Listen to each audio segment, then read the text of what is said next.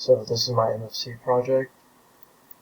When you run it, this pops up, and it cycles to kilo, hecto, deca, milli, centi, deci, meter.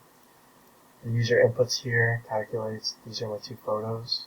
You can see like different sizes of milliliters, and a kilogram photo is here as well. And then this is my metric conversion source code. These are my photos right here. This one's a little blurred out, but when it's compressed you can see it a little bit better. This one's kilograms, which is just essentially the monopoly of the metric system, or like the top of it. And I updated my icons as well. This is my about box.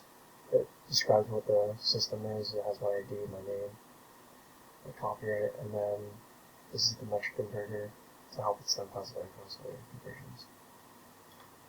So that essentially summarizes my project as of now. But essentially the main part of the project is just to convert the metric system, just like in class. So essentially if you go from kilo to hecto, it'll divide by 10 and you'll get the hecto version of it. Same with deca, milli.